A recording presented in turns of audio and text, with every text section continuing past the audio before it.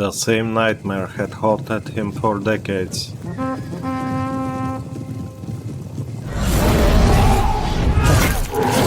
A forest of spears rides under the guiding moonlight.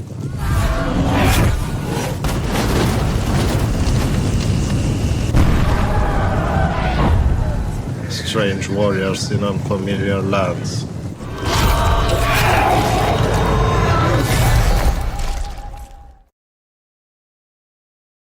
They come from the north. He knows it. The visions have taught him so. At first, Vindhya Varman thought that the dreams were a personal warning to him. Yet, despite their grim outlook, he reclaimed his father's lands, and now his wife was with child. But then, his final dream came. It was as if all the lords of India had united their stables. He had never seen such a thing. They clashed with the strange warriors.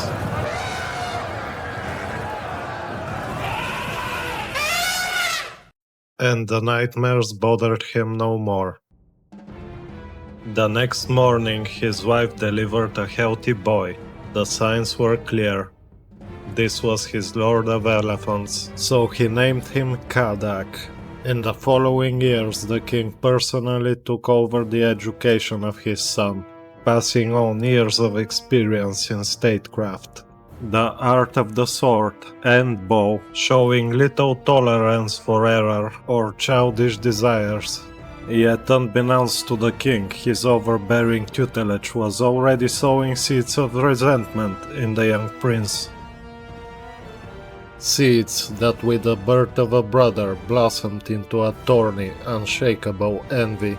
Kadak was forced to watch as his father was transformed into a completely different man when dealing with his younger brother Gopala. When Gopala received the Raj of Medapata, envy turned to wrath, for it did not escape the eldest prince that his younger brother had now technically surpassed him in rank. A year later, Kadak received his own prize, though it was a lesser title, the Tikana of Muadeva Saka. At the age of 18, Kadak was proclaimed the Lord of Elephants, though the title rang hollow in his ears.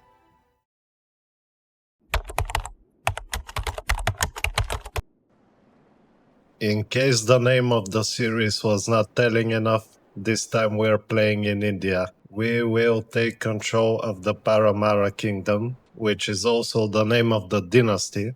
This is one of the differences I noticed in this region, that all the territories usually bear the name of the family that rules them. We are starting at a later date, and unlike Europe at this time, in Europe you have all these big empires and kingdoms starting to form up. The general trend is that things tend to go more centralized. You have larger empires, larger armies. But in India, this is kind of the most, let's say, turbulent period. You still have all these minor kingdoms, minor in quotations. All of them think they should rule. You have constant war going around everywhere. I'm not going to go too much into detail about everyone else. Instead, I'm going to focus on our dynasty instead, so you can kind of understand who we are playing as. I just wanted to say something before we begin. I'm not going to tell you what the goal of this series is, not yet. You will understand what our goal is by the end of this video when you see what happens. So let's dive in, kind of look at what we are dealing with, who is who, and get into the history very briefly, trust me. If you want to talk history about India, you can talk all day. But I don't think Crusader Kings is the best example of this. Like, a lot of the names are changed. I think India is one of the regions where they got a bit ignored. They didn't go too much into detail. Even though I was surprised about the Paramara dynasty, most of the things seem to be kind of correct. So let's go and see. We are starting as the king, and he is the only historical figure we will see from this dynasty. Now, he did have a son. However, I decided that I will make two fictional sons. So these two here, they are costume characters. They are not historical figures.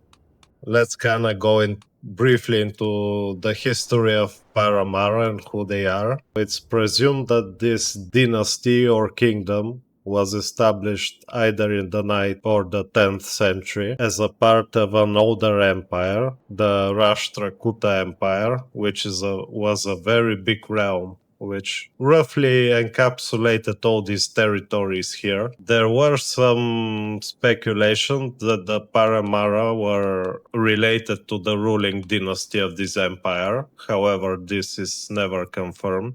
Some think it's true, others think it's not true. It's based on like some copper tablets or something that they found from the first official, king of Paramara. Most likely they started off as vassals of this empire and later broke off and kind of established themselves as independent rulers. Now, in this year, 1178, Paramara is in its decline. This is not their golden age, even though I think the guy we're playing as, with the difficult name to pronounce, Vindhya I think he was a good king, and you understand why in a bit. But in order to understand who they are, I think it's appropriate to see who their most successful king was.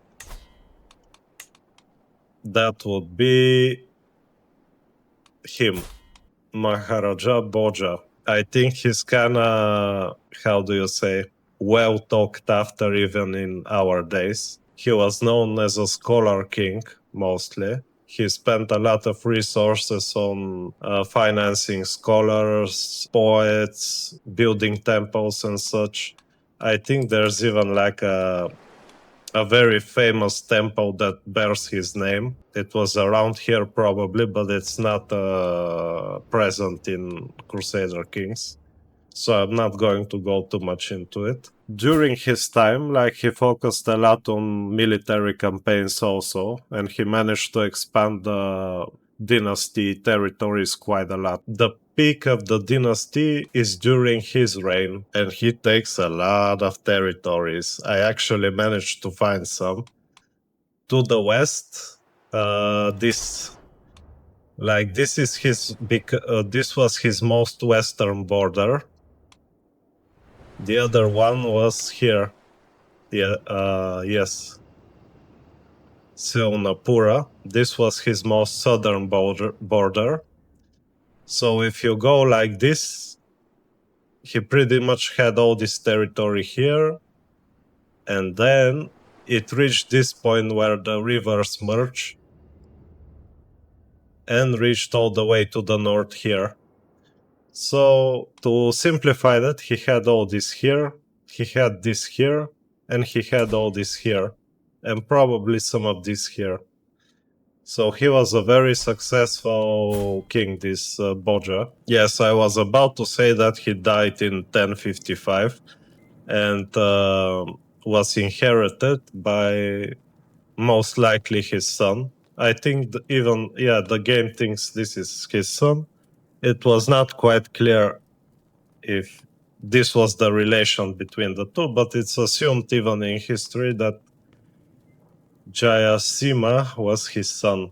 And this is when the downfall of the Paramara dynasty starts, because unfortunately this guy, he was one of those guys that inherited a very crappy situation. If you remember Garcia from the previous series, it's kind of like this, but even worse. I would say each dynasty has its historical enemies, so to say.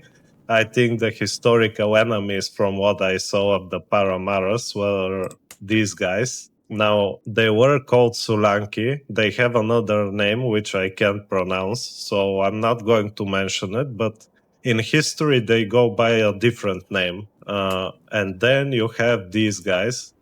Kalachuri, which I assume now, I'm not familiar with them, but my initial thought is most likely they have something to do with the original empire that, the Paramaras also were involved in. So these two dynasties, the Solanki and the Kalachuri, they organize like a invasion of Paramara, and this guy has to deal with it. It doesn't go well, let me tell you. But this is kind of the beginning of the downfall of the Paramaras. And unfortunately, we are going to encounter these guys again when we reach the father of our character. I would say this is the worst point of their history when this guy takes the throne. Like, he immediately loses it to some usurper. Let me show you who. He's even like some random guy here, Balala. Notice this, his dynasty says of Malva, but I don't think this is true because Malva is the region. Like, this region here is known as Malva. From what I understood, this guy kind of pops up out of nowhere and usurps the kingdom. And here comes this guy, who is of this dynasty here, the Solanki. So he uses this moment and comes in. He defeats the usurper Balala and takes the Paramara territories into his own kingdom. And he makes this region into a province of his kingdom. But then comes our guy. And our guy manages to take back the Paramara lands. He restores them.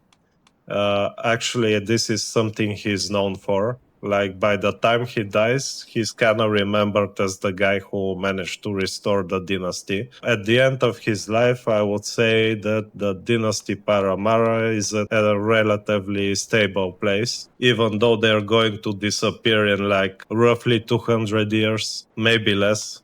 Now, if you look at India, the best way I can describe it is, if you know how England was, in the early starts with Wessex and Mercia and Northumbria, East Anglia, you have all these small kingdoms kind of fighting it out. Like, put this in a grand scale and you have India, basically.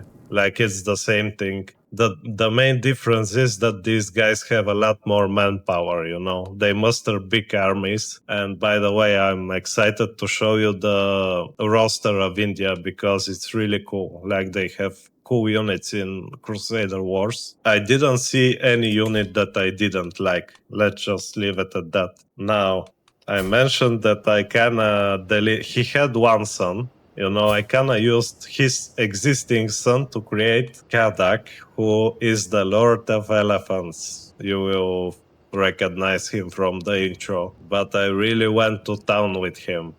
He's a genius, a Herculean, a conqueror, flexible leader, whole of body, aspiring blade master, and an exalted warlord. He's ambitious, wrathful, and stubborn. He's pretty much the most OP guy you can imagine, okay? I kinda had it in my head that he was like this destined child. Our big dreamer here had a vision of the Mongols and got freaked out. So he had his son turned into this war machine and gave him this fancy title of Lord of Elephants. But then we have our other son, Gupala. He's an interesting one. I was debating whether to make him a bastard or not. He's also very capable, but my main idea of him is that he is quite good, but he is not quite good as his big brother. You know what I'm saying? Imagine, like, this is Faramir and this is Boromir from Lord of the Rings. Kinda like this. But he's very, how do you say, honorable character. He's honest, brave, content, bossy for now. We'll see what goes on. He's aspiring blade master, athletic, loyal, and intelligent. He pretty much has roughly the same traits as his brother, the Lord of Elephants, but slightly worse. The story is that they are half-brothers, they don't come from the same mother. There is a bit of resentment, but it's only one-sided. Like, Gopala, I would say he admires his big brother very much. On first glance, what's not to admire? But he was never jealous of him. So I figured that he's kinda this slightly loyal to a naive degree character. I did kinda intentionally give him the content trait because he's not a power hungry guy. I think this is where the main misunderstanding will come, because the king has decided to greatly bless Gopala. He gave him his own duchy and kind of allowed him the opportunity to establish his own house, which I named Degra. And his sigil is a silver jaguar. My reasoning is this is also in the lore. He chose a landed animal, not a flying eagle eating a snake or whatever this is. That means he's lower than his father. And he also made his sigil to be silver, not gold. I think this matches his character very well, because at no point in his life will he ever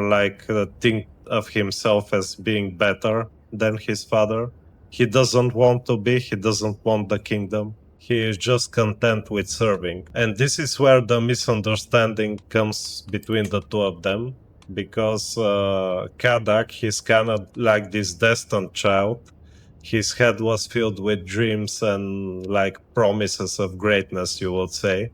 Like everyone is treating him like he's destined to be this great savior of India. But at the same time, he was, let's say, educated harshly by his father because of the vision he saw. He was very scared and he kind of went all out in making the perfect warlord. But, this comes at a cost. Like, you can treat someone only so harshly without damaging them in some way. So I think that Kadak, seeing the difference in how his father treated him and how he now treats Gopala. Gopala, on the other hand, he's kind of like this golden child, like daddy's favorite, He's pretty much always favored, he's treated well, he himself, he's not a bad kid, but it's just that Kadak is someone who I think would misunderstand this, and this is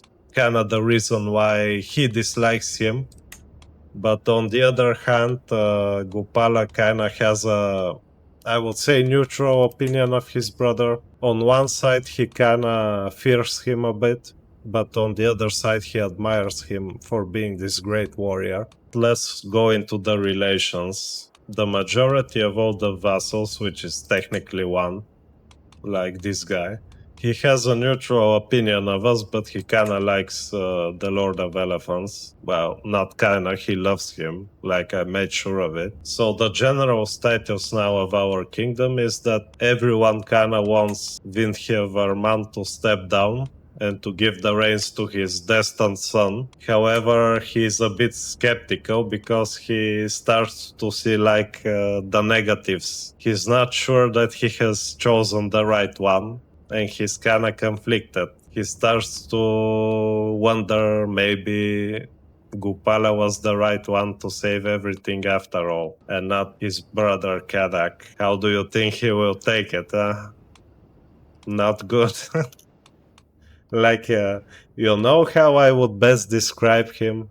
If you have ever watched Kung Fu Panda, there's a character there named Tai Lung. He's basically him, 1-to-1. No joke. If you really think about it, he's exactly like him. Imagine this guy is Master Sifu or whatever that squirrel was. He's like Tai Lung the tiger. And there you have it, this is where we stand. Now the first thing I want to do, I'll pick up the House of Warriors. This time I want to reach the House Guard Men-at-Arms. I just want to see them properly. And we will deal with our army. Lucky for us, we already have a lot of gold. Plus, we have a huge income. Now, for the sake of showing you the troops, I will get rid of these. We already have a lot of bowmen. Now, one of the things about India that many people don't know, but they're actually famous for their war bows. Indian factions used to have really strong bowmen. And they had a weird technique of firing. That was, they would brace the bow with their foot, basically, which would allow them to shoot further. If you want, you can look it up on Google. We do have a special unit this time, a proper special unit, not the crappy skirmish calf like the Spanish. So I'm gonna get one armored footman, one special unit. I will get the spearman and the light calf. Now this is one of the cases where I really like the light calf unit. It's a melee unit. You will see a medium. One thing I noticed with Indian factions is they don't have a lot of heavy infantry. Like all the infantry I saw was medium infantry, which is not necessarily a bad thing. Like the black coachers also have only medium infantry. I don't remember them having like heavy. So that doesn't necessarily mean that they're weak. Like, they just specialize in more mobile forces. I will be upgrading the spears, I think. For now, by far the best option to declare war, I would say, is them, Chauhan, I think it says. Like, forgive me, I'm gonna butcher a lot of pronunciations, but you can't help it. The interesting thing here is that our son Gupala, he has the duchy, but his counts have most of the territory. So we can actually declare a war to make our son more powerful. Remember, this is the son that loves us, like the young one. I gave him a nickname, the Silver Cub. I thought it was appropriate. Kadak, he doesn't like us at all.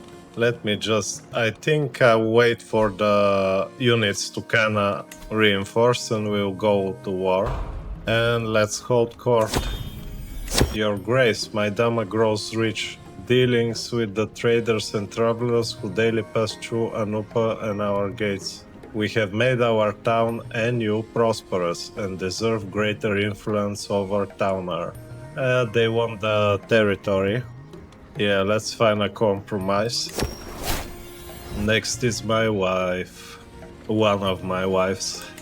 My wife Marani takes a turn bending my ear before the assembled court. Glorious husband, give me the honor of finding and administering physic to the royal family. I will not let you down.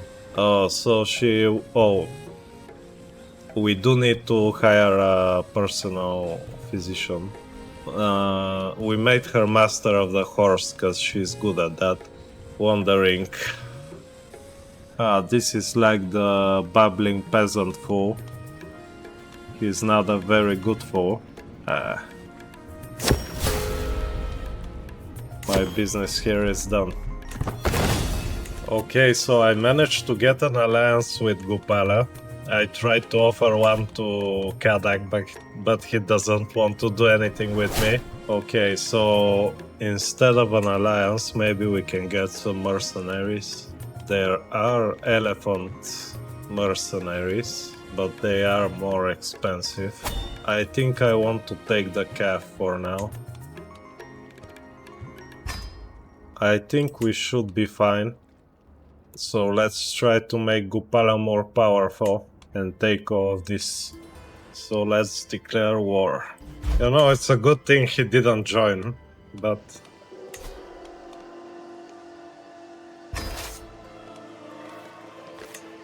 he is leading the troops. But let's take control ourselves. We are coming here. Like, if he wants to fight us, he can come. Also, this guy, he's like a special character costume mate. He's like a really strong soldier. You saw him briefly in the intro.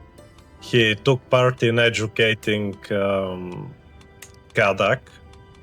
But now he's the tutor of Gupala. And also friend. Oh. He was a bit quick to expand. I should have upgraded them. Like, we are playing a bit later in years, you know.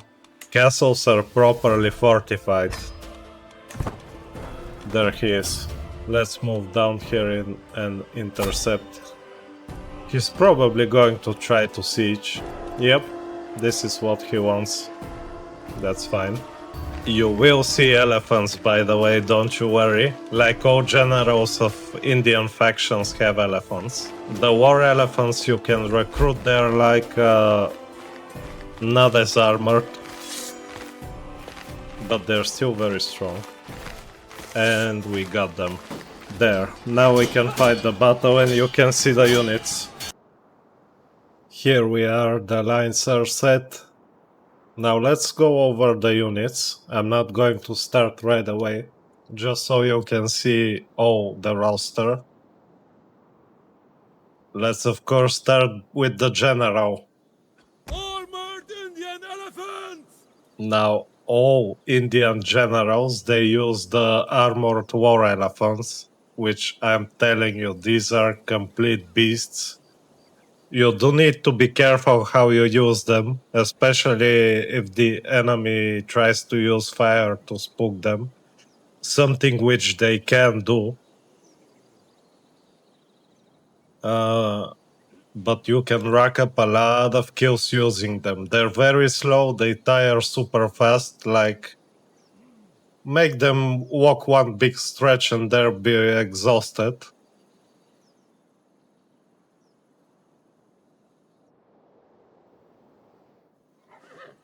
Then we have our knights, which are heavy shock cav. To tell you the truth, I'm not really sure how Indian this unit is.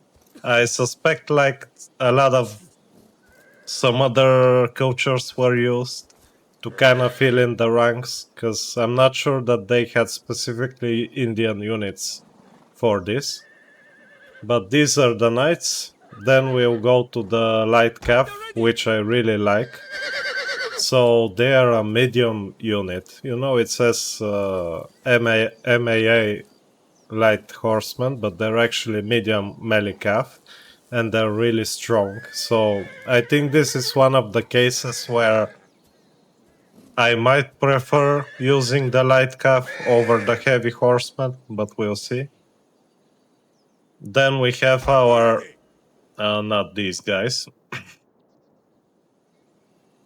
Then we have our special bowmen, like the pikes, I think it's pronounced, I'm not sure. But they're really good. Like, I would say they're like longbowman quality. Really strong archers. So we have them. Then let's move to our men-at-arms infantry. First, we have our spearmen. They are medium spear infantry, but by now you should know. Like, you've seen like light infantry hold the lines very reliably. So I suspect these spearmen are very, very tough. Like, and also keep in mind, like India has a serious lack for spears in their roster. All their levies are swordsmen, by the way. So these are the medium spears. Then we have our armored footmen. A very decent balanced unit, I would say. If I had to compare them to like European factions, I would say they're at the same strength as the Vlachs. You know, the Wallachian factions, they also have like a medium swordsman. Like the best you can get is medium infantry. It's the same thing, not to mention they almost look like similar. But then we have a special unit, special infantry unit. Ready to march! And I think these are the only dual-wielding units I have seen in Crusader Wars. I'm not sure there are others, but they're really cool. Like, these are, I would say, heavy shock infantry. They can rack up a lot of kills if you use them at the right time. But yeah, really cool.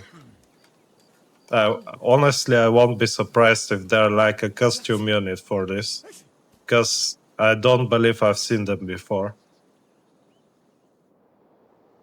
And we can move on to the levies. Now the levies of India, they're mostly very light, melee units that specialize in close combat. So all of them are swordsmen. They don't have any spears in their levies, which I found interesting. They have like the mobile shield wall, so I would say they're pretty good. You know, you just have to be really careful when you're fighting against Cav and these. Like, keep in mind, they also have elephants.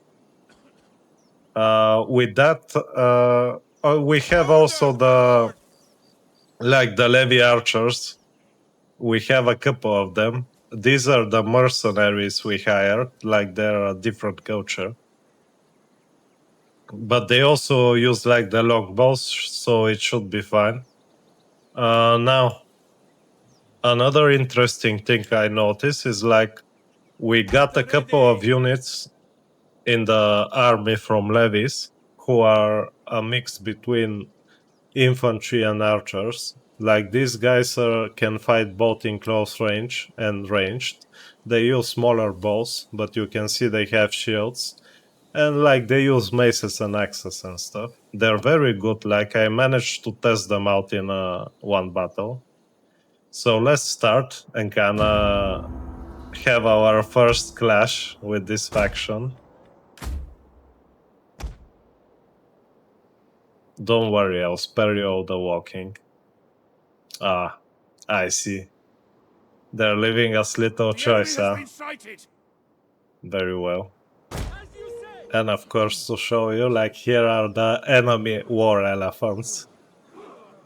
I would say battles in this region are a bit tricky. You have to be really careful. You can lose your army real quick, like one wrong move.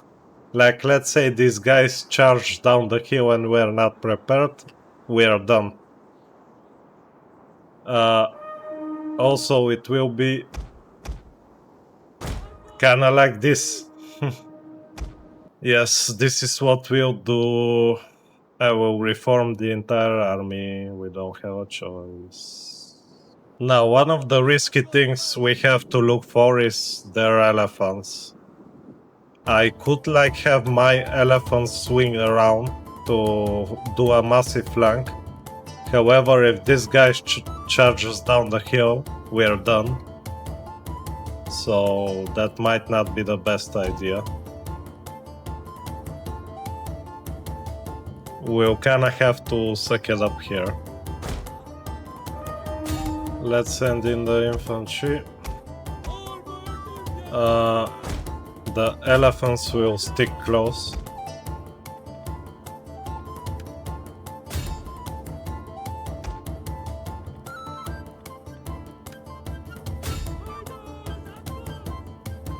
Let's hope this is enough.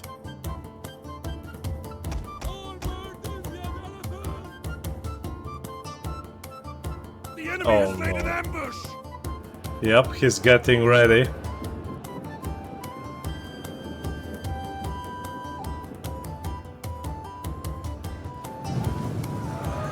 Here we managed to get a flank.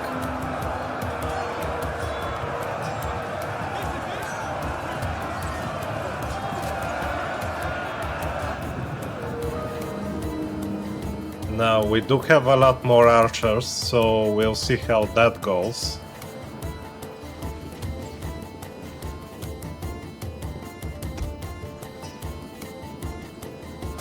We are not going to do that. We are going to flank here.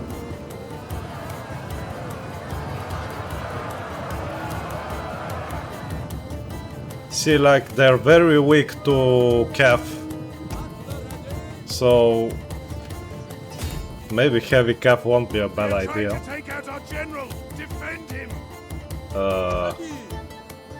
Should we risk it though?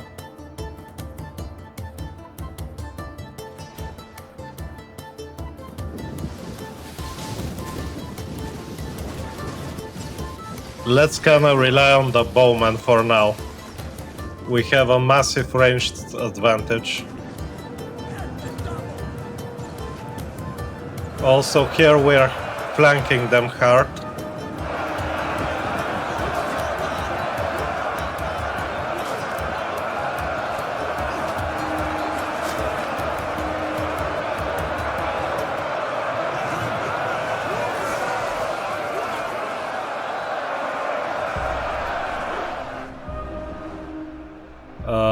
I think I know what to do. Like, let's go in with the general.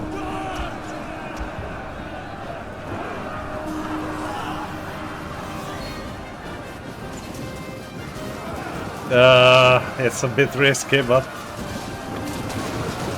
Ooh.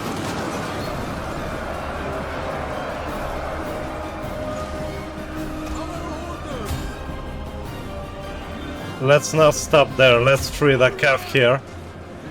Bro, he destroyed the entire flank, look at him.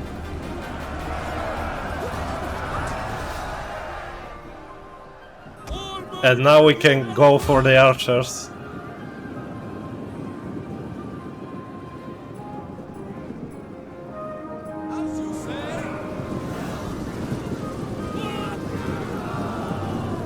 However, where is his general? Here he is. Don't worry, we are not going to... Oh, down the hill, down the hill.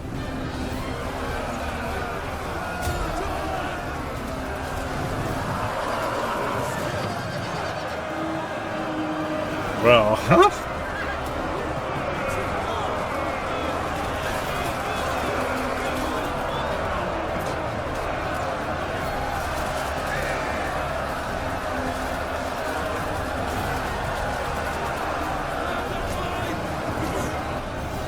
By the way, do you imagine how many elephants someone like Kadak will have?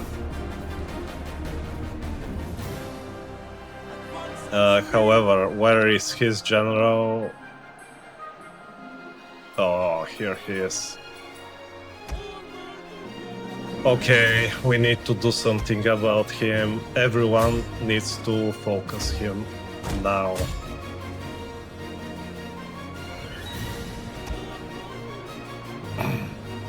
All the archers will focus him. Because he's going to do to us what we did to them if we don't. Also, our general needs... let's not risk it for now.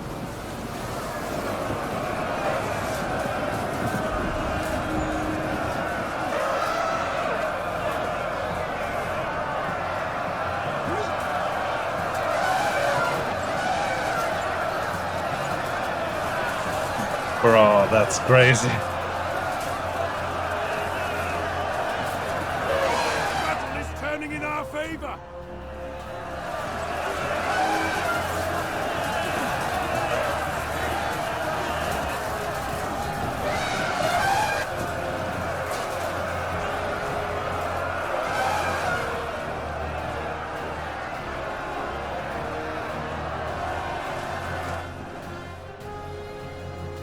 Our elephants are tired already.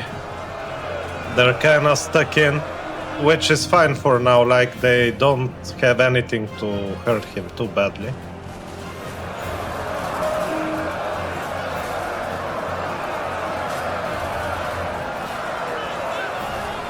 We are just pounding him and pounding him, but...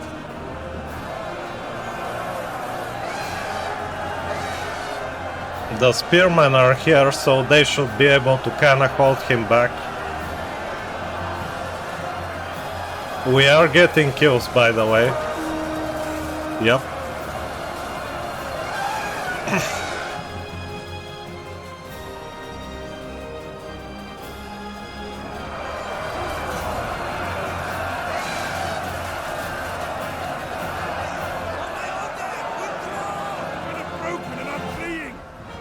The levies are running away.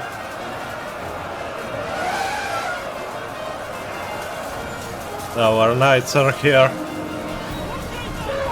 A bit suicidal, but okay.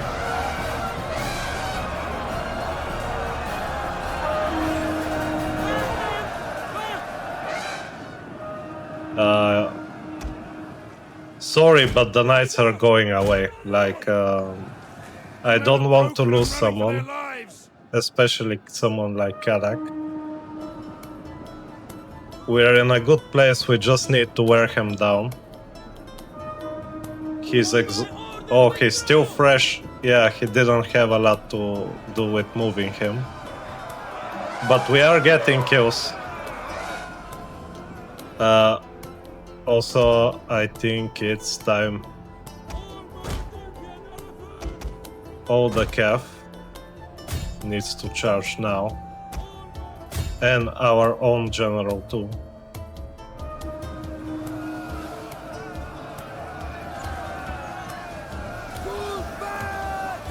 My men have given up and are Here running they for their come. lives. What are your orders?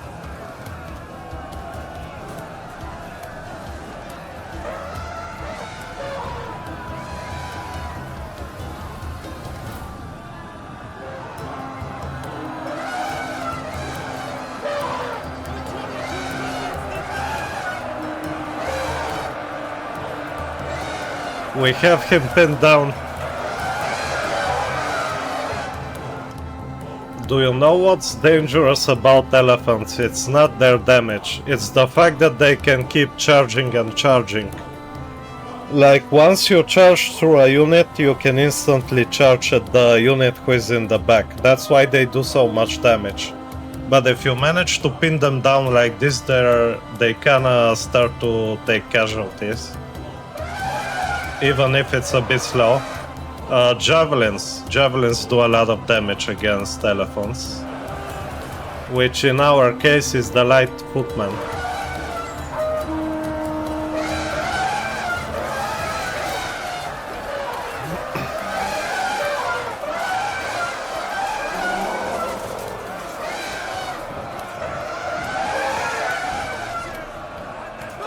General has been killed. Oh. The men are broken and are fleeing.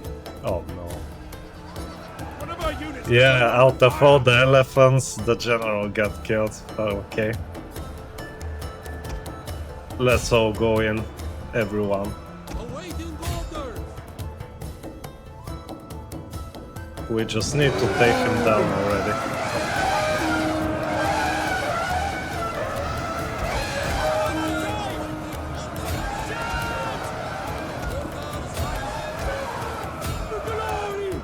Like, elephants are a pain to deal with, especially if you don't have the good spearman. Our spearman managed to hold him for a long time, by the way.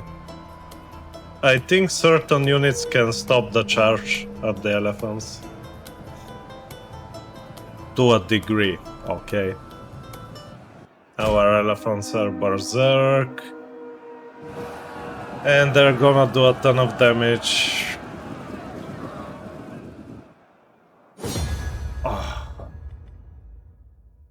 A Pyrrhic victory indeed. Witness the absolute devastation. Let's see the results. We wiped them out.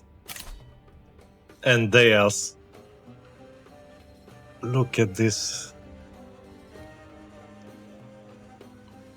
Like, Indian battles are brutal, bro. Like, the one I tested was the same way. You get a lot of casualties and you inflict a lot of casualties. If you lose, expect to be fully wiped out. Like, we're in a state where we can't even siege properly, so let's return. However, I am a bit worried. He's only wounded, okay. We're back at the capital, we'll kinda regroup a little and see what happens. Let's go siege this actually. I think this one we can siege. Also, we might get another, like, big win.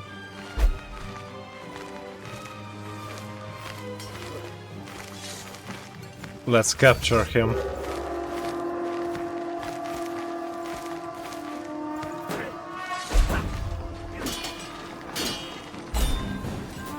Yes! Oh man. And the war is over. We are spreading the glory of the Paramaras. You know something funny I found? Like, I suppose there are like a lot of nobles in India, in current day India, who claim they have ties to the Paramaras.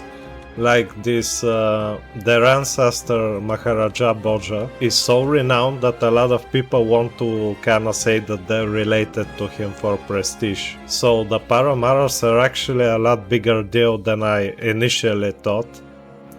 It's a cool dynasty. Like, immediately when I came here in India, the sigil caught my eye. Like, I really like the sigil. It's very simple and elegant. But here we go. Gopala is happy. Kadak not so happy. Like, he got wounded to benefit his smaller brother. A feast to celebrate the victory, okay? I hereby invite you to feast at my Dirja in Dara. I would have you be my guest of honor and take the foremost seat at my table. Rajkumar Kadak, Lord of Elephants. By the way, this is like a motto I use for costume nicknames. I think the name is costume nicknames or something like this. You can just right click on anyone and give a nickname, any nickname you want. The other way you can do it is through editing in the files. But let's go to the feast. What is this? Let's kinda settle for him. There you go.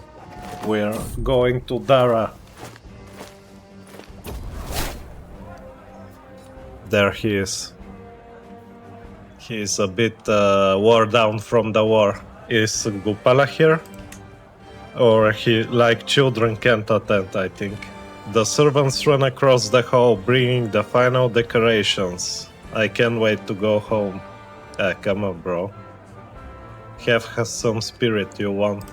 Also, we are waiting for him to come. The feast begins. Is there anything more jovial than a good feast? So guests are going around everywhere, so are servants serving food, drink. Everyone is having a good time. We do need to kinda chill out a bit, so this is where I want to be. The recluse is debuffing us. Might as well get the opinion then. The conversation partner. As one plate of food is replaced by the next, my son and heir, Rajkumar Kadak. By the way, Rajkumar is like a title for the king's son. That's like it was in Spain, Infante, I think. So this means prince, basically. Rajkumar Kadak. Goes on and on about sword practice. Yeah, no wonder. And that was how we salvaged that mess. Are you sure I'm not boring you, my lord? Why don't we talk more about you instead? Let's get the opinion. The feast is dwindling down, and I find myself deep in conversation with my feeble chancellor. He's kinda sick, I guess.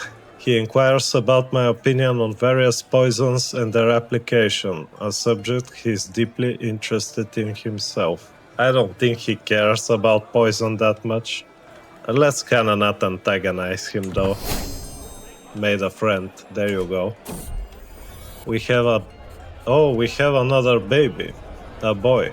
Oh, so we can name him...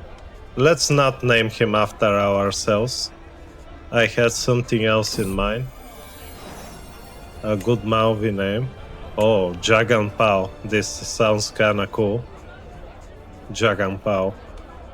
Much better. What is happening here? What started as an ordinary feast became an exceptional one thanks to the presence of her. Rudala Devi. You know, the first time I kinda opened up India and figured I will play with them, I didn't check the names. And like when I read the first 5-6 names, I got kinda, oh man, how am I gonna do a series? I can't even pronounce one name correctly. We spoke all evening about all manner of subject, and as things would have it, we seem to have a lot of common. What a good evening. Keep your eyes open. I take a sip of my tea as the evening approaches its end. My eyes have grown tired, but Rajkumar Kadak insists that I stay behind to discuss the matters of the realm. As I was saying, he continues, oblivious to my Concealed yawns. Help! A scream interrupts the conversation. Help! Another. When I look around, I see the silvery gleam of swords. Oh, bro. And one of them is pointing directly at me.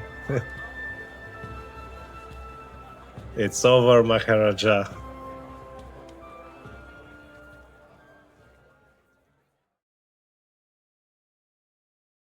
It was a cool evening and Gupala was honing his skill with the bow. Boj's lips tightened. How to break the news to his young prodigy. I'll tell him as a man, he thought, stepping forward. Your father is dead, he said, murdered.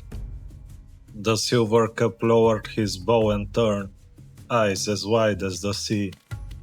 What about Kadak? What about my brother? His voice was urgent, but his stance held firm, as if willing himself to wake from a bad dream. Unharmed, he answered, but before he could add more, questions poured out from the Rajkumar. Who had killed his father, and why? Perhaps the Chauhans, Gupala guessed, seeking vengeance for their defeat at his father's hands. Bosch stayed silent, thinking. Then, with a bow of his head, he asked permission to travel to the capital, to learn the truth. A single wordless nod gave it. He left at once, riding hard, near to killing his horse, but he was no fool. He had his own suspicions. Slipping through the gates under cover of night, he sought out an old friend from childhood. Rudala Devi told him everything, about her brief conversation with the old Maharaja, how Kadak's men had escorted the guests out, how muffled screams came from the closed courtyard. The pieces fell into place. Boch saw it through, and knew his master's life was in danger. Finally, I have uncovered the truth. The cold-blooded ogre behind my father's early demise was none other than my brother, Maharaja Kadak. Oh, he thought he would get away with his hideous crime, but mark my words, Kadak will pay dearly for his sins. I need to plan my next move. Confronting Kadak on the open field would have been suicide, so Gopala chose a different route. He would build up his strength from the inside and one day challenge his older brother. He began by bolstering his forces and sending his loyal tutor Bosch to subdue the newly gained territories, which were a gift from his father. Perhaps one day his younger brother Jagan Pal would be a powerful ally, but for now he was strictly in the grasp of Kadak. Alas, all of it was for nothing. On the 24th of March, a new message came. The new Maharaja demanded that Gupala would renounce all his lands and titles and accept exile from the realm of Paramara. Seeing no other way, Gupala accepted. In his mentor's words, should he rise up and fight Kadak, he would surely die. From riches to rags, where does my brooding brother find the goal? My titles are forfeit, my lands gone, my status in tatters. If I am to defend and restore my rightful property, let alone my honor, it seems I must start from the bottom. You won't get away with this. The Silver Cub was ruined, and with that, he took to the neighboring town of Kandravati.